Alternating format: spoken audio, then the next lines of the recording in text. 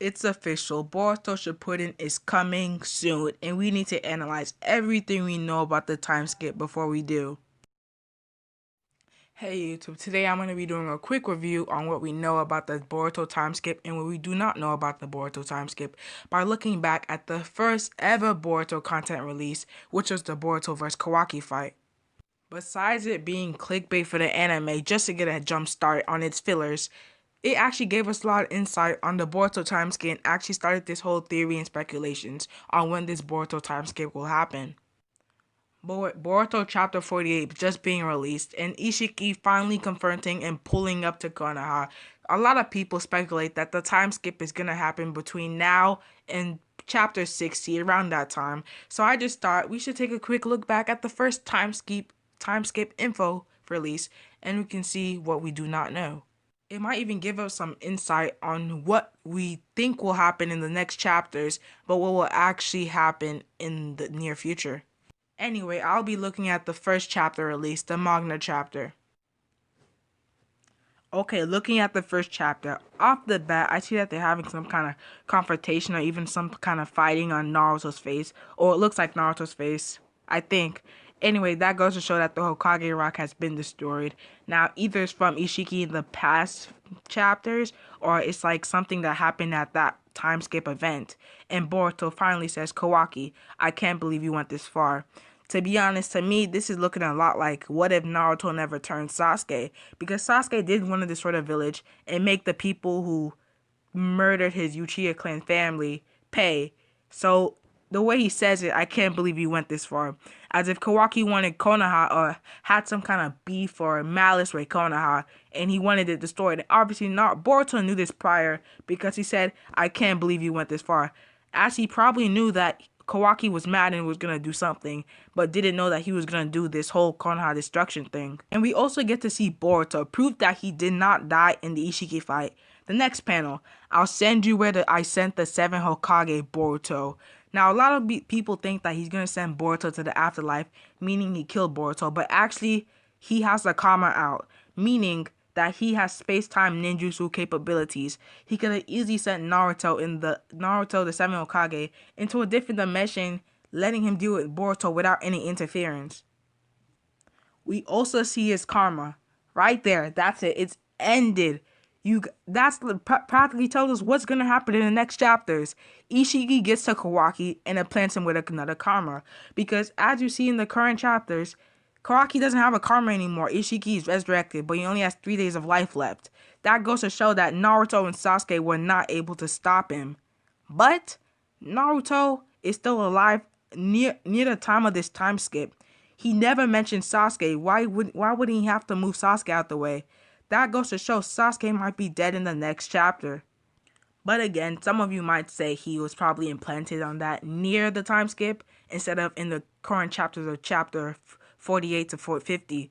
But actually, it looks like he has some time and mastery over the karma, meaning he probably had this new karma for a while. So I'd say he would get implanted near the time of the Naruto and Sasuke versus Ishiki fight.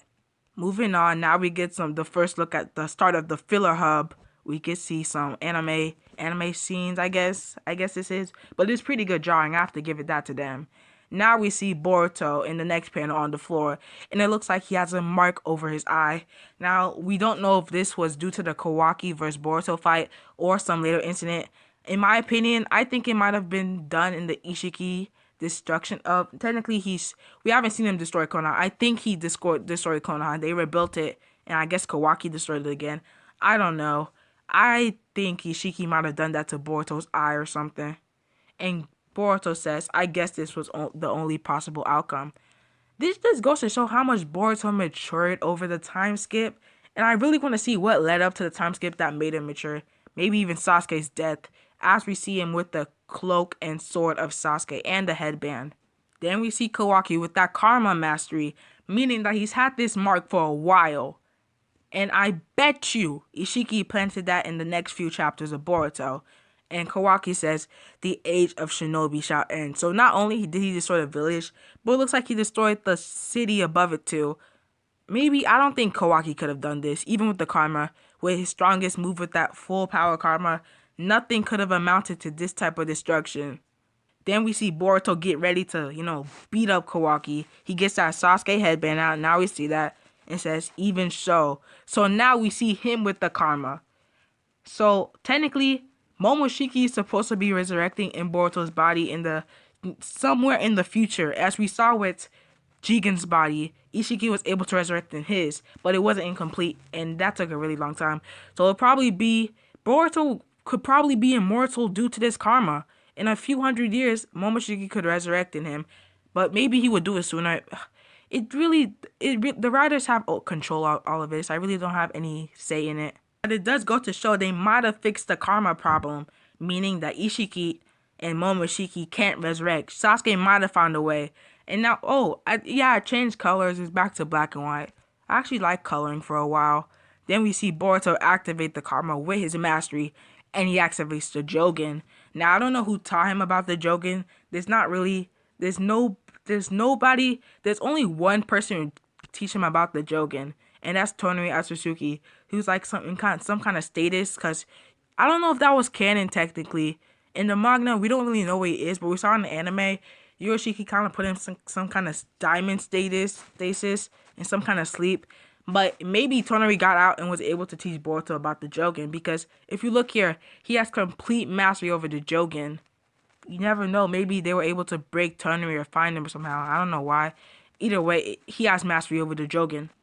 Until he finally does his famous statement and iconic pose with his arm out and his sword ready, proving that he has some kind of kenjutsu training. Sasuke could have taught it to him. I don't know who. Okay, technically there's like a million shinobi that can use a sword, but the way he's holding it, it looks like Sasuke might have taught him a few things, meaning Sasuke had to be alive for that. Anyway, he says, I'm still a ninja, activates the Jogen, and the big fight starts, which we really don't get to see. In my opinion, that's mad clickbait. And the anime fight is the same thing, but better. And I was planning on doing a review on that, but as I said, it's practically the same thing.